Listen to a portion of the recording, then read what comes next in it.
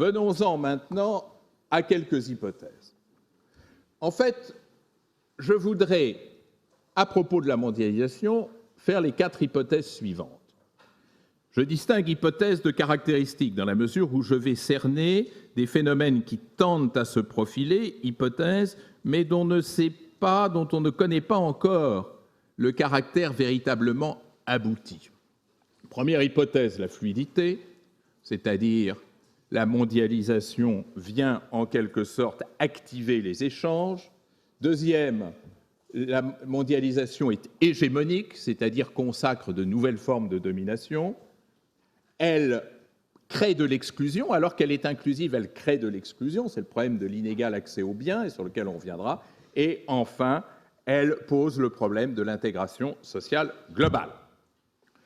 Fluidité, qu'est-ce à dire? Fluidité, c'est-à-dire que derrière les phénomènes de mondialisation, vous trouvez une logique d'échange qui tend à se renforcer. La mondialisation va dans le sens de l'activation des échanges.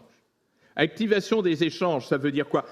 Ça veut dire déjà des échanges de signes et de messages. Il y a aujourd'hui sur Terre, mesdames et messieurs, ne l'oubliez jamais, 2 milliards d'internautes. 2 milliards d'internautes. Et je dirais des internautes ce que je vous disais la semaine dernière des médias, 2 milliards d'internautes, ça veut dire à peu près la moitié de l'humanité qui est affectée par Internet, puisque les 2 milliards en question trouvent facilement de quoi alimenter 2 autres milliards d'individus des messages, des informations qu'ils reçoivent et qui circulent. C'est-à-dire que plus de la moitié des 7 milliards d'êtres humains se trouvent directement ou indirectement exposés aux réseaux, aux messages d'Internet. Soyons plus précis, 2 milliards d'internautes dans le monde, c'est 266 millions en Amérique du Nord. Phénomène remarquable, c'est près de 200 millions en Amérique latine. Alors qu'au début de notre siècle, on ne comptait que 18 millions d'internautes en Amérique latine. Vous voyez comment ce subcontinent a véritablement explosé sur le plan de la communication. Ça veut dire aussi plus de 110 millions d'internautes en Afrique, ce qui est un phénomène considérable. En 2000, on ne comptait que 4 millions d'internautes en Afrique. Ils sont maintenant plus de 110 millions. C'est-à-dire, voilà, les bonnes nouvelles sont rares concernant l'Afrique, voilà un début de désenclavement du continent africain. Les internautes, c'est 825 millions d'internautes en Asie. Et c'est à peu près 475 millions en Europe.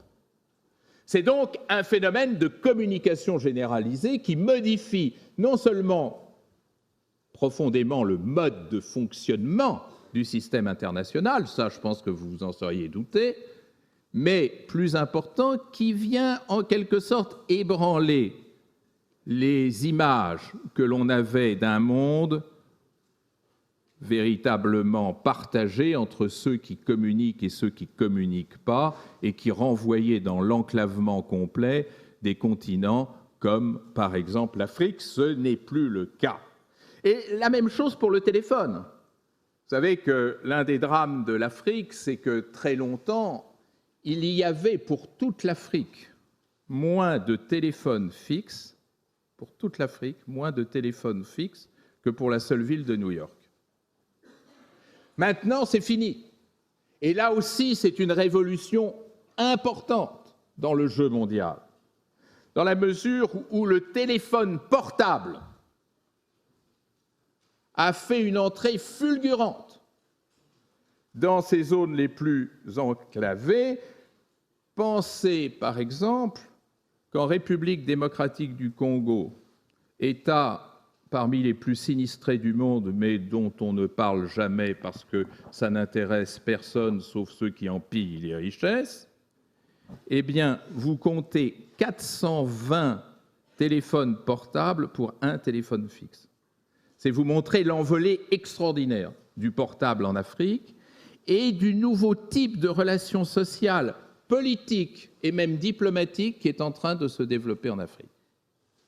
Un très grand diplomate mauritanien, Mohamed Ould Abdallah, qui avait été envoyé représentant spécial du secrétaire général des Nations Unies au Burundi au plus dur de la guerre des Grands Lacs, Ould Abdallah nous dit dans ses mémoires « Comment vais-je faire pour entrer en communication avec ces milices et ces chefs de milices qui ne sont même pas identifiables ?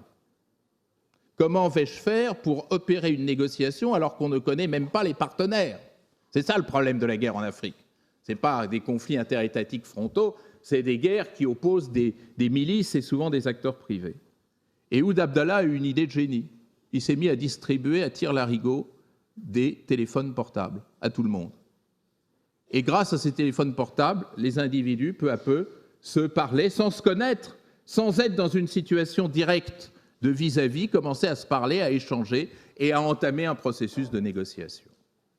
Ça, c'est probablement l'un des virages les plus importants. Comme, bien entendu, et est-ce besoin de vous le dire, la révolution des réseaux sociaux avec notamment le printemps arabe.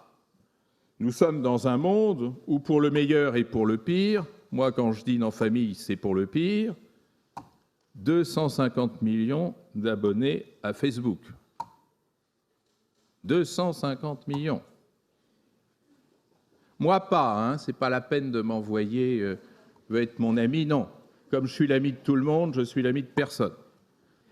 Mobilité, fluidité aussi des personnes. L'espace mondial, c'est aussi ceux qui se déplacent à la surface de la Terre. Mesdames et messieurs, le transport aérien véhicule plus de 5 milliards de personnes par an. Alors vous me direz, c'est souvent les mêmes. D'accord. Mais quand même, 5 milliards de personnes. Faites la comparaison avec une époque où l'aviation civile n'existait pas, où n'avait pratiquement pas de pertinence sociale. Elle a commencé à avoir de pertinence sociale qu'avec les années 60.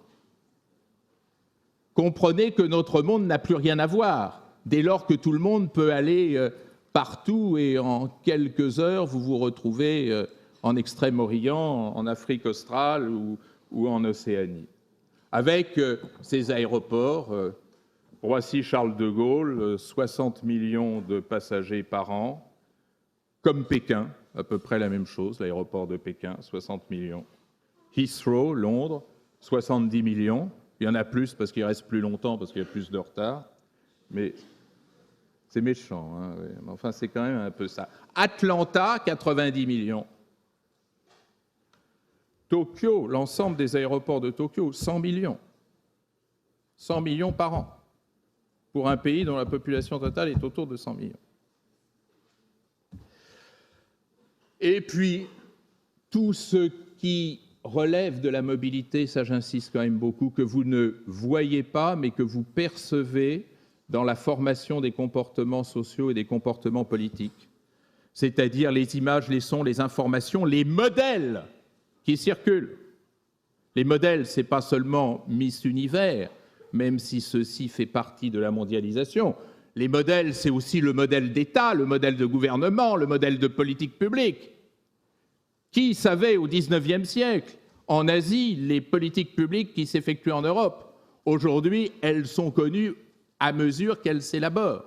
Et on en tient compte, et on les imite, ou on réagit contre.